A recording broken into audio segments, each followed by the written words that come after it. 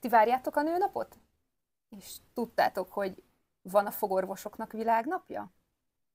Méghozzá március 6-án, tehát pont nőnap előtt 2 nappal. Úgyhogy most arra gondoltam, hogy egy ilyen rendhagyó adásban megkérdezzük Zsófit a kedvenc témáiról, ha már nőből van és fogorvos, legalább valami olyanról beszélgessünk, ami őt is érdekli, és nem feltétlenül szakma, mert az volt és lesz még elég. Úgyhogy Igen. Zsófi, mik a kedvenc témáid? Nagyon sok kedvenc témám van, de ebből 2 emelnék most ki nektek. Az egyik a pszichológia, a másik pedig az utazás. A pszichológia is azért valami orvosi dolog. Kapcsolódik a fogászathoz, mivel hát sajnos rengeteg olyan pácienst látok, akik nagyon-nagyon félnek a fogászati beavatkozásoktól, nem mernek ezért fogászati kezeléseken részt venni.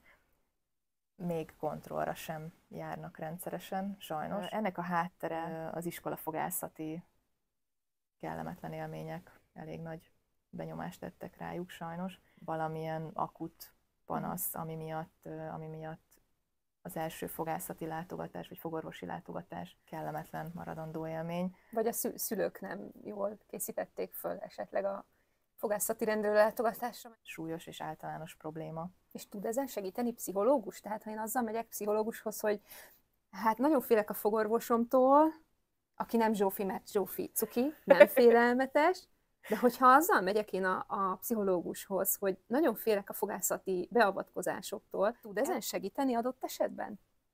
Én azt gondolom, hogy igen, mert ezek is némileg gyerekkori traumák, ha úgy vesszük. És ami még nagyon fontos, hogy a saját gyerekeinknek, ha lehet, akkor ne adjuk tovább a traumát. Ne adjuk tovább ezt a traumát, igen, ne örökítsük úgymond tovább.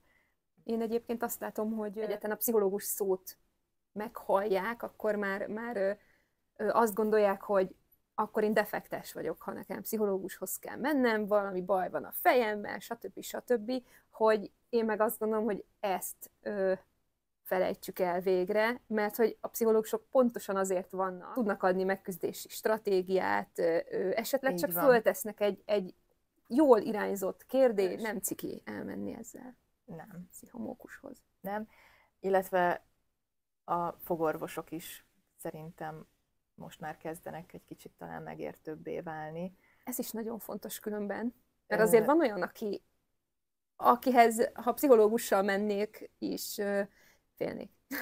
Most már jobban odafigyelünk az emberek pszichéjére is a fogászati kezelések alatt. Nekem volt egy főnököm, aki azt mondta, hogy figyeljünk oda, hogy a fog végén lóg egy ember is.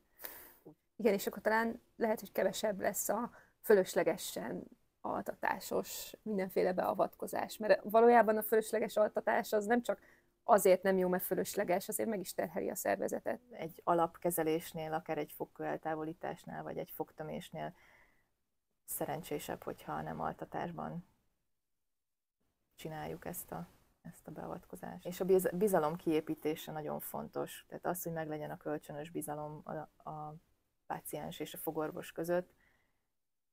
Na, és másik téma? Másik témám, igen, az az utazás. Imádok utazni, mostanában sajnos kevesebbet teszem. Beszélhetnénk arról, hogy hogyan lehet felkészülni a szájápolásra az utazások kapcsán. Jól pakoljuk be a bőröndünket. Igen. És ki ne felejtsük a fogápolásnak az eszközeit. Mindent magaddal viszel, vagy van, amit ott veszel, ahova éppen mentél? Általában mindent magammal viszek. Nem bízom a véletlenre. Mindenképpen, ha lehet, akkor kisebb kiszerelésű fogkrémet viszek magammal, vagy szájvizet. Hát a fogkefének ugye van, jobb esetben van egy külön kis tokja. Igen, például. Úgyhogy például mutatok egy. Úgyhogy ezek nagyon praktikusak tokot, és kényelmesek, illetve higiénikusan tudjuk benne szállítani az eszközeinket.